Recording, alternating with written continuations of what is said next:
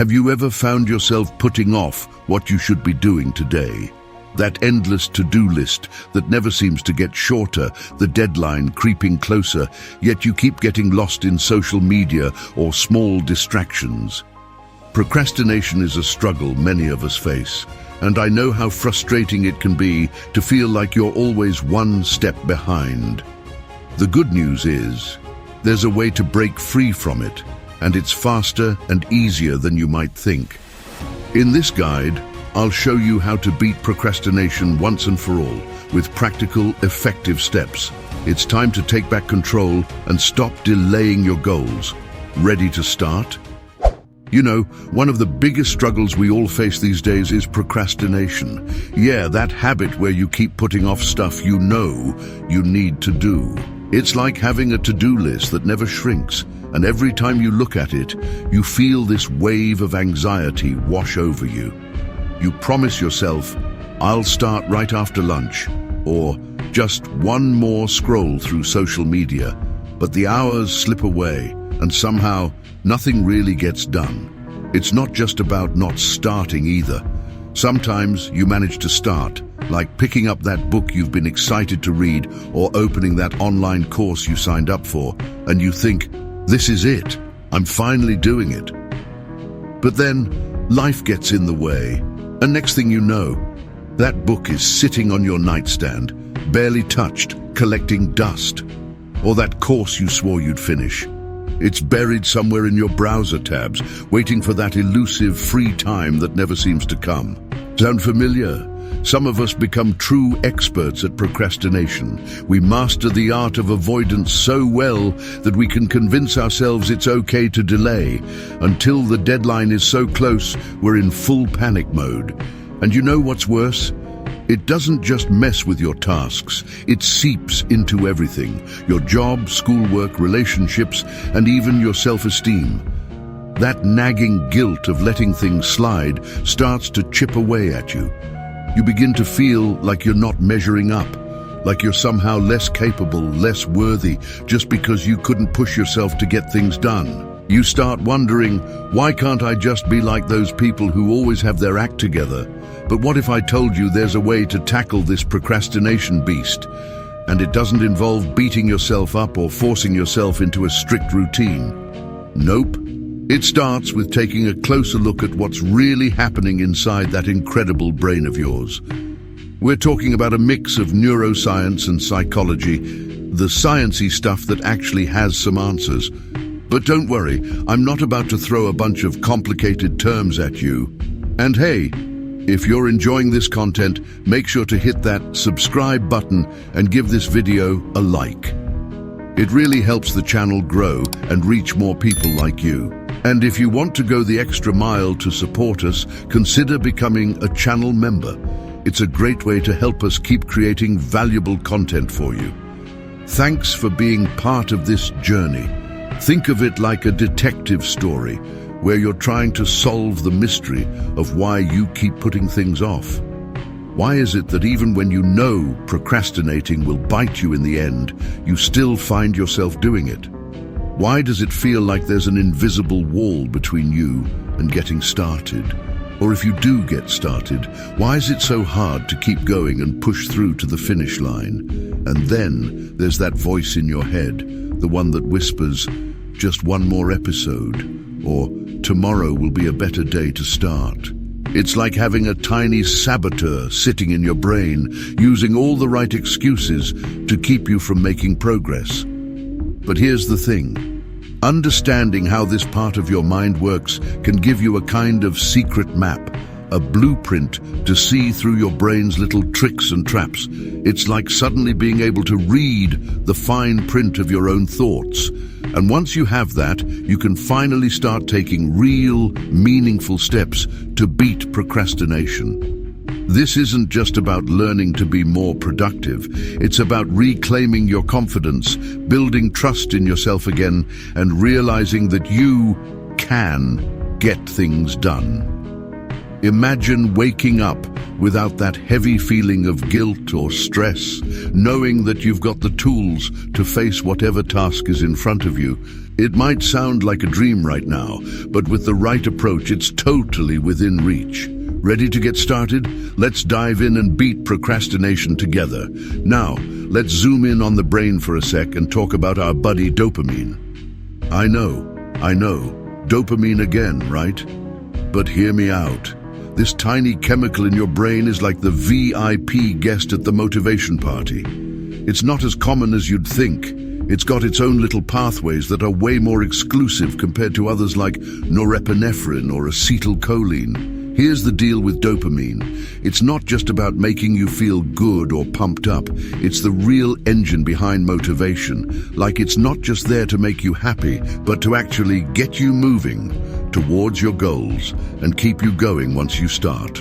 Imagine it like this. If your brain is the car, dopamine is the gas pedal that makes you want to drive forward, and it keeps you on the road till you get where you want to go. A good example of how dopamine works, or sometimes doesn't, is when we look at Parkinson's disease. In this case, the dopamine pathways aren't doing their job, which is why people with this condition have trouble with movement. The same idea applies to procrastination. Without enough dopamine doing its thing, it's hard to find that spark to get started on a task, let alone finish it. And here's where Buddhism sneaks into the conversation, whispering that all these desires and aversions we have are just part of our human condition. It's not just about whether we're lazy or motivated. Sometimes it's more about our attachment to comfort and our fear of discomfort. The brain craves easy wins, the quick dopamine hits, which is why it loves distractions like social media or TV way more than the daunting tasks that actually matter. So when we understand that procrastination isn't just a lack of willpower, but a mix of our brain chemistry and the stories we tell ourselves, it changes the game. It's like we're rewiring our own thoughts and choosing not to get hooked by every shiny distraction our mind throws at us. That's mindfulness in action, a lesson straight out of Buddhist philosophy, where you're observing your impulses without letting them control you. At the end of the day, it's all about finding that balance. We've got to train our brain to focus on the present, to stay in the now, and not get lost in the endless loop of, "I'll do it later." And hey, just remember, next time you catch yourself procrastinating, it's not because you're a bad person. It's just your brain doing its best to keep you comfy, even if it's tricking you a little along the way. Okay, so here's the deal. Our brains are packed with these special neurons that speak the language of dopamine. Now, dopamine is like the brain's version of a motivational cheerleader. And these neurons send messages in two different ways, phasic and tonic. It's kind of like the difference between a big, flashy pep rally and a steady coach that's always there to keep you on track. When we talk about phasic dopamine, think of it like fireworks going off in your brain, a sudden burst of energy and motivation. It's that feeling when you suddenly think, "Screw it, I'm eating that whole chocolate cake." Or when you blurt out something without thinking. It's all impulsive, right? Phasic dopamine can hijack your brain for a second, making you chase whatever gives you the quickest reward, even if you know it's not the best choice. Now here's where tonic dopamine comes in. It's like the calm, steady river that keeps you flowing in the right direction. It doesn't rush you into doing crazy things, but instead gives you that smooth focus and low-key motivation to keep going with your goals. You know when you're in the zone, working on something, and even though it's not super thrilling, you're still getting stuff done. That's tonic dopamine doing its thing, making sure you don't get sidetracked by every little distraction. But here's the kicker. People who struggle with procrastination often have a tough time keeping that tonic dopamine flowing. Imagine you're trying to study or work, but every notification, every little thought is like someone flicking off that steady stream of focus. Suddenly, you're not just working anymore. Your brain is busy jumping from TikTok videos to random snacks in the fridge. It's like your brain's energy is getting stolen by all these distractions. This struggle with tonic dopamine gets even trickier when we talk about folks with ADHD, attention deficit hyperactivity disorder. For them, it's not just a little distraction here and there. It's like the brain is wired to constantly seek out something new, shiny, or exciting.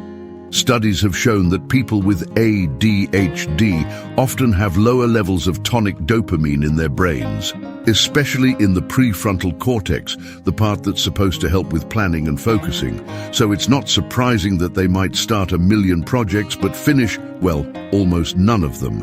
And this is where medication for ADHD comes into the picture. It's not just about calming the mind, it's literally about helping those dopamine pathways do their job right.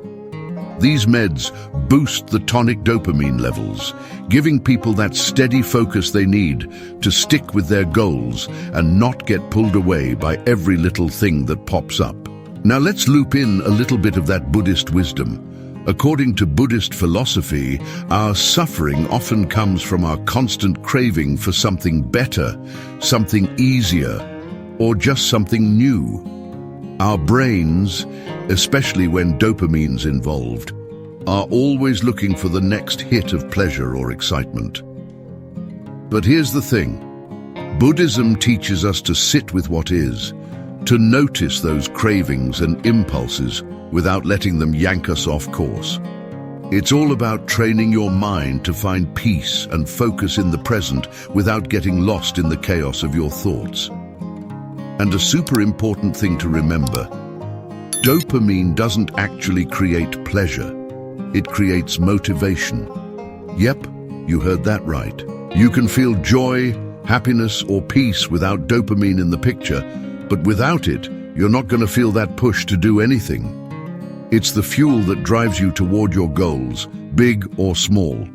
So next time you catch yourself drifting into procrastination, think of it as your brain's sneaky way of saving energy and avoiding discomfort. And maybe, just maybe, try to channel a little of that Buddhist mindfulness. Notice what's happening, take a deep breath, and remind yourself that you have the power to guide your focus back one small step at a time. So here's the thing about our brains. They're wired with these dopamine pathways that are supposed to keep us motivated and on track. Think of these pathways like roads, and dopamine is the car that drives you toward your goals. But the problem, these roads are kind of limited, and they can only take so much traffic. In today's world, there are just way too many shiny distractions that love to steal all that traffic away. I mean, seriously, we've got social media, video games, memes, endless YouTube videos. Basically, an entire buffet of things that are way more fun than that school project or work report staring at you from your desk. It's no wonder procrastinators end up choosing the instant dopamine hit from scrolling Instagram over the delayed reward of finishing a boring task. Our brains are like, why eat broccoli when there's chocolate cake right there? But here's where we can flip the script. The first step to dealing with procrastination is to admit you're doing it. Yup, just call yourself out. Be like, okay, brain, I see what you're up to. You're just bored and looking for the easy way out. Acknowledging that you're more tempted by the fun stuff and that you're avoiding the task because it doesn't seem interesting enough is half the battle. The trick is to find a way to make the task seem more valuable or rewarding to you. Imagine that the work you're avoiding is actually helping you reach some bigger goal or unlocking something important in your life. Buddhist philosophy teaches us that our mind naturally chases pleasure and avoids pain, which is why we're always looking for shortcuts to happiness. But the key is mindfulness, seeing the value in what you're doing right now and learning to focus on it, even if it doesn't come with fireworks. Once you've convinced yourself to actually start the task, here comes the hard part, staying on it. And this is where you need to play it smart by setting up your environment. Basically, you want to make it as hard as possible for your brain to get distracted. Put that phone on lockdown, silence all those notifications, and create a quiet space that's all about getting stuff done. Trust me, if your phone is out of sight, it's also out of mind. Seriously, just chuck your phone in another room if you have to. The idea is to set up what psychologists call your micro-environment to be distraction-free. It's like creating a bubble around you where the only thing that exists is the task at hand. And you know what? It works because you're taking control over what usually controls you. If you could graph your focus levels throughout the year, you'd probably see a huge difference in productivity on the days when you manage to keep distractions in check. Behavioral psychology is all about learning to hack your own habits. If you know that Instagram, TikTok, or whatever your go-to distraction is always pulls you off course, then make it impossible for that distraction to get to you in the first place. And let's get a little zen about it for a second. Buddhism talks a lot about being present and not letting yourself get pulled away by every little craving or thought that pops into your head. When you train your mind to focus on the task in front of you, you're practicing mindfulness. It's not about being perfect, it's about gently guiding yourself back every time your brain wanders. Like a monk in meditation, you're teaching yourself to come back to the moment again and again. So next time you sit down to work, remember this. Your brain might try to wander off, but you've got the tools to gently pull it back.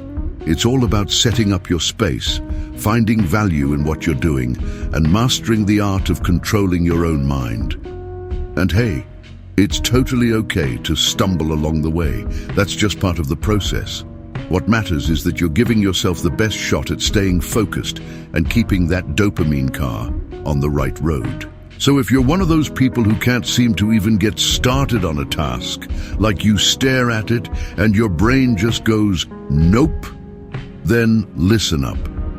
One of the best things you can do is set a strict schedule for yourself. And yeah, I know, strict schedule sounds like the opposite of fun. But hang with me for a second. It's like giving your brain some clear instructions on what to do, when to do it, and no excuses allowed. But here's the key. It's not just about making the schedule, it's about being disciplined enough to stick to it. This is where a little self-honesty goes a long way. You've got to be real with yourself and admit when you're putting things off, just because there's something else that seems way more entertaining, like binge watching your favorite show or scrolling endlessly through social media. Once you actually get started on a task, you might find that it's not as bad as you made it out to be. It's like this magical thing that happens. As soon as you take the first step, it suddenly feels easier to keep going. That's your brain kicking in with a bit of momentum, and it feels good. Now let's talk about another sneaky beast that ties itself to procrastination, perfectionism. Believe it or not, a lot of us procrastinate not because we're lazy, but because we're afraid of not getting things just right. You might think, I'll start on that project once I have the perfect plan, or I'll only begin reading that book when I have a full free afternoon. Sound familiar? This kind of thinking can turn you into a master procrastinator, always waiting for the perfect moment that never actually arrives. Buddhism has this beautiful concept of impermanence. Everything is always changing, and there's never going to be that absolutely perfect moment you're waiting for. It's about accepting that now is all you've got, and you don't have to be perfect to make progress. Just start where you are, with what you have, and let go of that need for everything to be flawless. One of the best strategies to handle both the behavioral and cognitive sides of procrastination is to recognize these patterns in yourself. Start noticing when you're telling yourself those little lies like, I'll do it later because now's not the best time.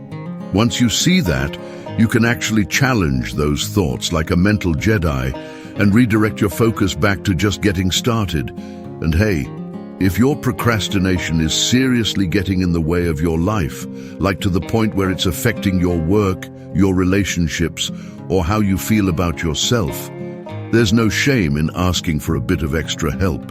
Seeking professional guidance can be a game changer, giving you tools that are tailored to how your brain specifically works. Look, I used to be a procrastinator too, big time.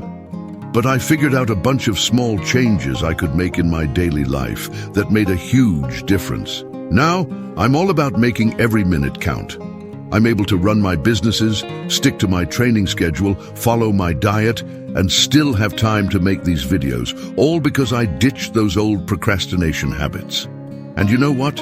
It feels amazing. You start to realize that by making just a few tweaks, you're actually doing less, but achieving way more.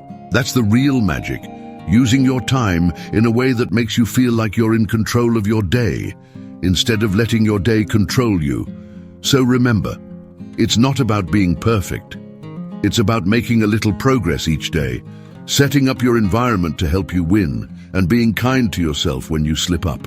You've got this. Thanks so much for watching all the way through. I hope this video gave you some valuable insights and tips to finally tackle procrastination and take back control of your time. If you found this helpful, don't forget to hit that like button and subscribe for more content like this. There's so much more to come. And hey, if you think someone you know could use a little help with procrastination too, share this video with them. Let's beat this together. Feel free to drop a comment below. I read and respond to every single one of them. Let's chat about what challenges you face or what strategies have worked for you. Thanks again, and see you in the next video.